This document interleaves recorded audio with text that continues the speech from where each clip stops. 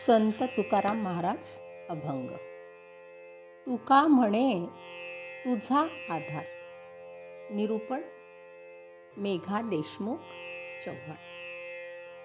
संत तुकाराम महाराज हे वारकरी संप्रदायातील एक अग्रगण्य संत कवी. त्यांच्या अभंगांमधून भक्ती, आत्मज्ञान, जीवनमूल्यांचा अनमोल ठेवा मराठी जनमानसाला मिळाला आहे. त्यांचा तुका म्हणे तुझा आधार हा अभंग भक्तीच्या परमोच्च भावनेने ओतप्रोत असून यात परमेश्वरावर पूर्ण विश्वास ठेवण्याचा आणि त्याच्या कृपेवर अवलंबून राहण्याचा संदेश आहे. तुका म्हणे तुझा आधार सदा पंढरीनाथा. काय सुख आहे वाऊगे बोलता, ध्याता पंढरीनाथा कष्ट नाही. सर्व काळ वाचे उच्चारिता हरी, तया सुखासरी पाड नाही. रामकृष्ण रंगी रसना रंगली, अमृताची उकळी नाम तुझे. तुका म्हणे धन्य तयांचे वदन, जया नारायण ध्यानी मनी. तुका म्हणे तुझा आधार. इथे संत तुकाराम महाराज परमेश्वराला जीवनाचा एकमेव आधार मानतात.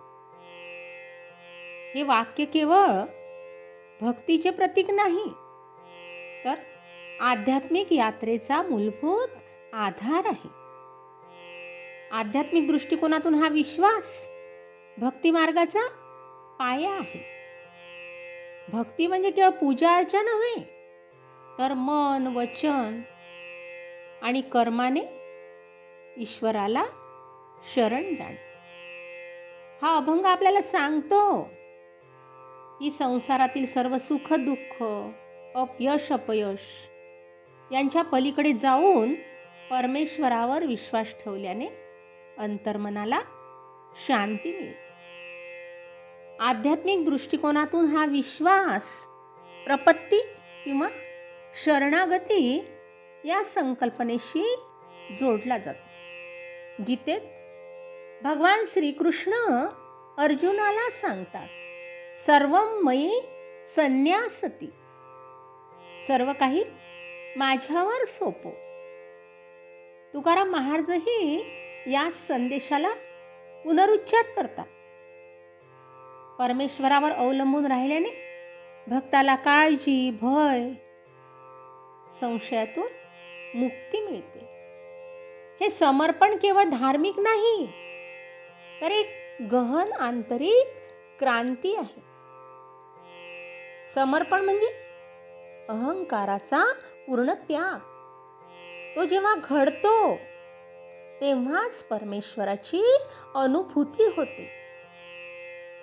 तुकाराम महाराजांच्या मते परमेश्वर हा बाह्य देवता नसून प्रत्येकाच्या अंतर्मनातील शांतता आणि जागरूकता आहे.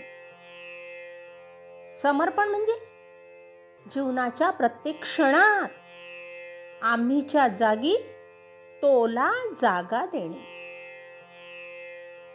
तुकाराम महाराज भक्तीला प्रेमाची अवस्था म्हणून वर्णन करतात, ज्यात भक्त आणि भगवान यांच्यातील भेद मिटतो.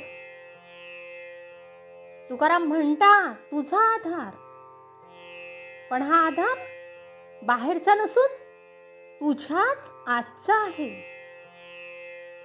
ते पुढे स्पष्ट करतात की संसारातील संघर्ष हे अहंकाराचे खेळ आहे.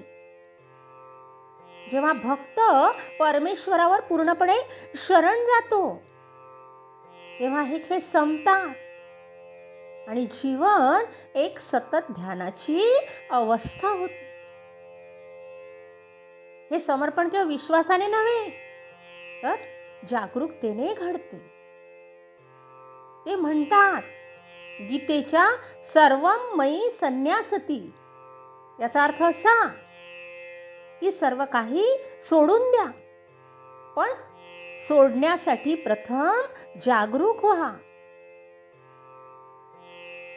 प्रपत्ती ही अंधश्रद्धा नसून स्वतःची ओळख नाकारणे आहे. आजच्या वेगवान जगात जिथे तणाव, भीती प्रबळ आहे, तिथे हे समर्पण एक मुक्तीचा मार्ग आहे.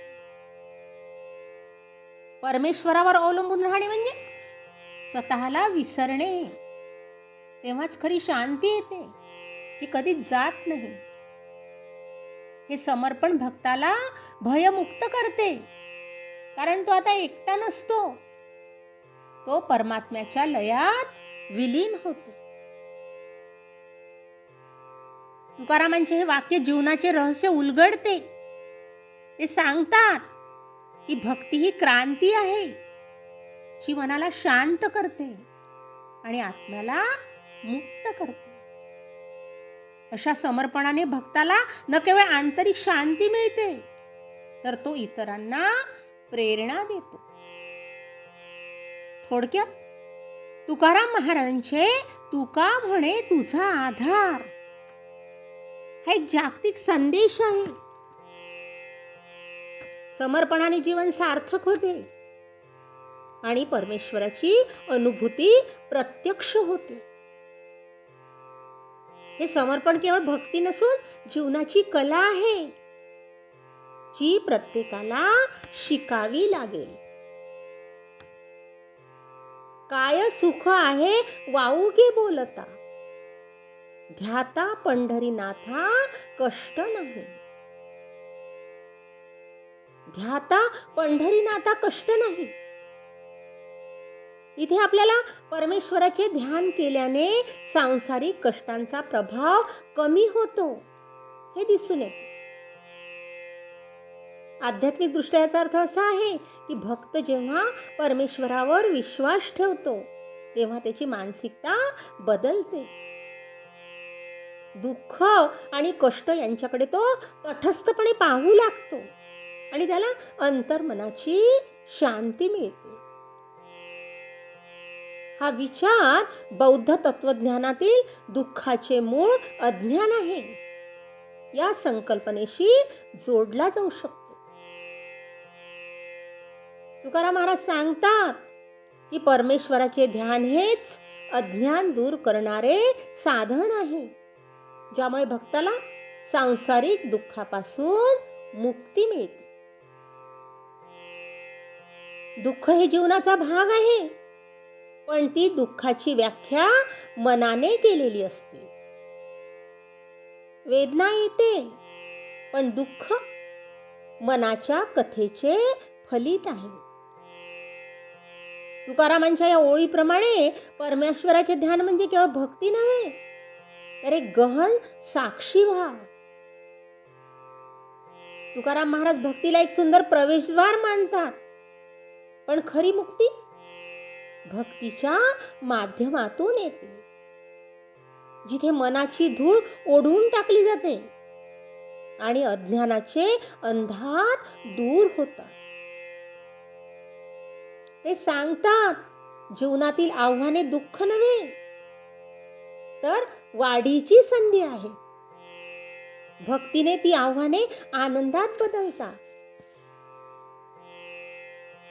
सांसारिक कष्ट हे मनाच्या विचाराने उद्भवतात. आपण दुःखात अडकतो, कारण आपण ते अनुभवण्याऐवजी त्यात हरवतो.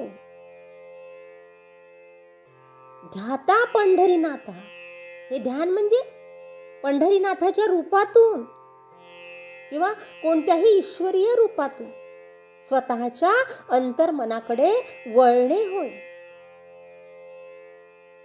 दुःख आले तर ते पहा, पण त्यात गुंतू नका.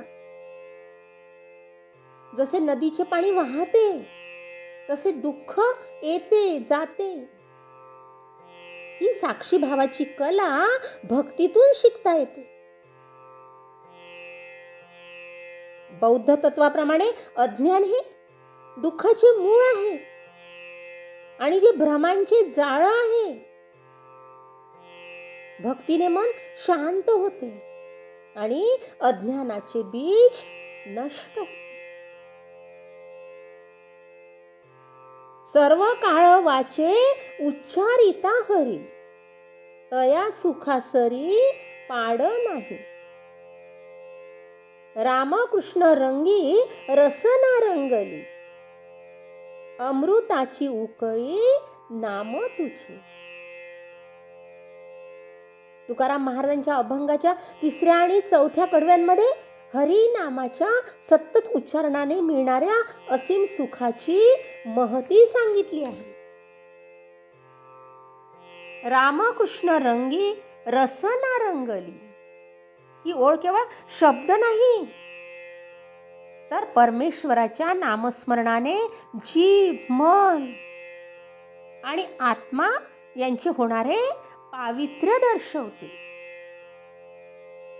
हे नामस्मरण भक्ती मार्गातील सर्वात सोपी आणि शक्तिशाली साधना आहे. कारण यासाठी कोणताही जटिल विधी, विशेष ध्यान किंवा वेळेची गरज नाही. नामस्मरण म्हणजे शोधणे नव्हे, तर विसरलेल्या स्वतःची आठवण करणे. ईश्वर बाहेर नाही, तो आपल्या अंतरी आहे.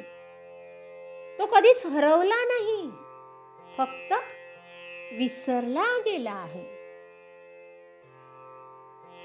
हे नामस्मरण एका यांत्रिक जपाची प्रक्रिया नाही, तर पूर्ण समर्पणाची अवस्था आहे. ते मनाला एकाग्र करते, सांसारिक मोहाच्या जाळ्यातून मुक्त करते. जेव्हा तुम्ही हरीचा जप करता, तेव्हा मनातील विचारांचा वेगळा प्रवाह सुरू होतो. या जपामुळे अहंकाराच्या सर्व भिंती कोसळतात. तुकाराम महाराजांसारखे संत हे जाणतात. त्यांचे अभंग म्हणजे हा जपाचा अनुभवच आहे. नामस्मरणातून मन शांत होत नाही, ते फुटते आणि फुटलेल्या मनातच शांतता येते, जिथे भक्त आणि भगवान एक होता. आध्यात्मिक दृष्ट्या हे स्मरण मनाच्या भटकण्याला थांबवते आणि साक्षीभाव जागृत करते. सांसारिक इच्छा, क्रोध, लोभ यांचा मोह कमी होतो. कारण नामाचा जप हा अंतर्मनातील शांततेचा ध्वनी आहे. तुकाराम महाराज भक्तीला ध्यानाचा एक मार्ग मानतात. भक्ती म्हणजे प्रेमात बुडणे आणि नामस्मरण हा प्रेमाचा श्वास आहे. यामुळे अहंकार मिटतो. भक्त स्वतःला वेगळे समजण्याची भ्रांती संपते. तो परमेश्वराशी एक होण्याच्या दिशेने वाटचाल करतो, जिथे मीचे भान हरवते आणि तोची अनुभूती उमटते. तुकाराम महाराजांचे हे वचन, नामस्मरणातच सर्व सुख आहे, हा भक्ती मार्गाचा मूलमंत्र आहे. सुख बाहेर नाही, ते नामाच्या स्मरणात आहे. कारण ते स्मरण स्वतःला ओळखणे आहे. हे केवळ जप नव्हे, तर जीवनाचा नाद आहे. आजच्या धावपळीच्या युगात जेव्हा मन सतत भटकते, हे नामस्मरण एका क्षणात मुक्तीचे द्वार उघडते. ते केवळ शब्द नाही, तर अंतरी जागृत होणारी ऊर्जा आहे, जी भक्ताला अनंत आनंदाकडे नेते. तुकाराम महाराज म्हणतात, नाम जपत रहा आणि एक दिवस ते जप स्वतःच थांबेल आणि तेव्हा शांतता येईल. अशा नामस्मरणाने जीवन पवित्र, आनंदमय आणि ईश्वरीय होते. तुका म्हणे धन्य तयाचे वंदन. जया नारायण ध्यानी मनी. इथे या शेवटच्या कडव्यात तुकाराम महाराज सतत ईश्वर चिंतन करणाऱ्या भक्ताची प्रशंसा करतात. हे अभंग तुकारामांच्या वारकरी परंपरेच्या हृदयस्पर्शी भावनेचे प्रतीक आहे. आध्यात्मिक दृष्टिकोनातून हे सततचे ईश्वर चिंतन म्हणजे स्मरण किंवा सदैव भगवत भाव ठेवणे होय. यामुळे भक्ताचे जीवन पवित्र होते आणि तो प्रत्येक कृतीत परमेश्वराचा सहवास अनुभवतो. जेव्हा मन सतत नारायणाच्या चिंतनात रमते तेव्हा दैनंदिन जीवनातील प्रत्येक क्षण एक ध्यान होऊन जातो. हे चिंतन केवळ बाह्य पूजा किंवा जप नाही, तर अंतर्मनातील एक सततची जागृती आहे, ज्यात भक्त स्वतःला आणि विश्वाला एकाच दिव्यतेच्या रूपात पाहतो. हा विचार अद्वैत वेदांत आणि भक्ती मार्ग यांचा सुंदर संगम दर्शवतो. अद्वैततात सर्वं विश्वमय, सर्व काही परमेश्वरमय असे मानले जाते. ज्यात द्वैताची कल्पना नाकारली जाते आणि सर्व काही ब्रह्मस्वरूप आहे. या उलट भक्ती मार्गात परमेश्वराला सगुण रूपात पाहिले जाते. विठ्ठल, राम किंवा कृष्ण यासारख्या मूर्त स्वरूपात ज्यात प्रेम आणि समर्पणाची भावना केंद्रस्थानी असते. तुकाराम महाराज या दोन्ही विचारांचा समन्वय साधतात आणि भक्ताला सांगतात की परमेश्वराचे सतत चिंतन केल्याने जीवनातील प्रत्येक क्षण आनंदमय होतो. हे चिंतन द्वैत आणि अद्वैत यांच्यातील सीमांना मिटवते, ज्यामुळे भक्त परमेश्वरात विलीन होतो. सतत ईश्वर चिंतन भक्तीचा सारांश आहे, जे प्रेमाच्या अग्नीतून जन्म घेते. भक्ती ही सर्वात सोपी आणि आनंददायी वाटचाल आहे. तुकारामांसारखे संत हे चिंतन केवळ बौद्धिक प्रयत्न म्हणून नव्हे, तर हृदयाच्या खोल प्रेमातून साधतात. स्मृती ही स्वतःची स्मृती असते, ती मी आहे, ही जागृती असते, जी परमेश्वराच्या स्मृतीत रूपांतरित होते. जेव्हा भक्त प्रेमात बुडालेला असतो तेव्हा नारायणाचे चिंतन नैसर्गिक होते. ईश्वराप्रती सततची जागरूकता झाल्याने मन शांत होते. हे चिंतन जीवनाला एक उत्सव बनवते. प्रत्येक श्वासात, प्रत्येक क्षणात ईश्वराचा स्पर्श जाणवतो. हे सतत चिंतन अहंकाराला विरघळवते. जसे दान देताना अनुभवलेल्या आनंदाप्रमाणे स्वतःला ईश्वराला अर्पण करणे हे चिंतन देण्याच्या आनंदातूनच येते. यामुळे भक्त व्यवहारात राहूनही वैराग्य साधतो. तो जगात असतो पण जगाचा गुलाम नसतो. हे चिंतन शरीर आणि मन यांचे संन्यास नाही, तर त्यांचे उत्सवपूर्ण स्वीकार आहे. जेव्हा मन सतत नारायणात रमते तेव्हा दुःख, भय, आसक्ती विरळ होतात. हे जीवनाला एक सतत ध्यान बनवते, ज्यात प्रत्येक क्षण दिव्य आहे. भक्ती ही क्रांती आहे, ती अंतर्मनाची क्रांती आहे. सतत ईश्वर चिंतनाने भक्त स्वतःला शोधतो आणि ईश्वराला ओळखतो.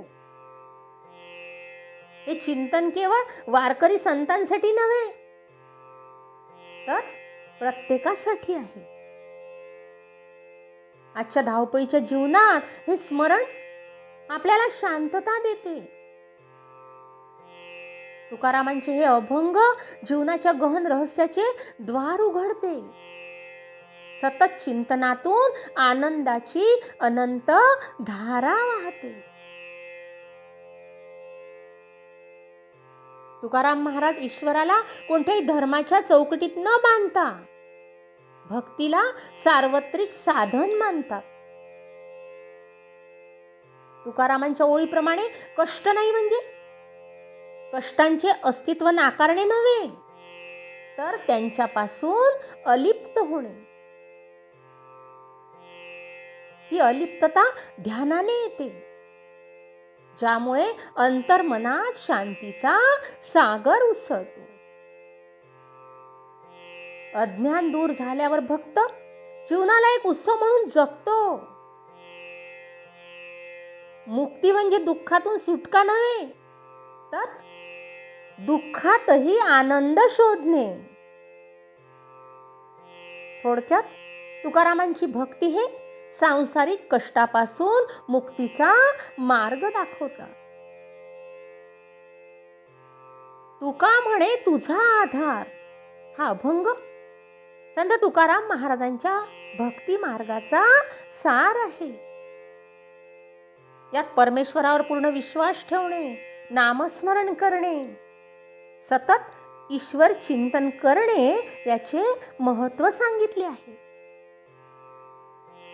आध्यात्मिक दृष्ट्या हा अभंग भक्ताला संसाराच्या बंधनातून मुक्त करतो, परमेश्वराशी एकरूप होण्याचा मार्ग दाखवतो.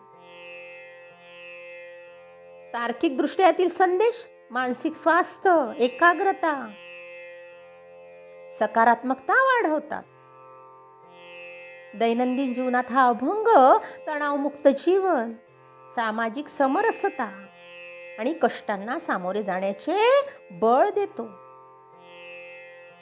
तुकाराम महाराजांचा हा अभंग आजच्या काळातही तितकाच प्रासंगिक आहे. तो आपल्याला सांगतो की परमेश्वराचा आधार घेतल्याने जीवनातील प्रत्येक आव्हानांवर मात करता येते आणि मनाला खरा आनंद मिळतो.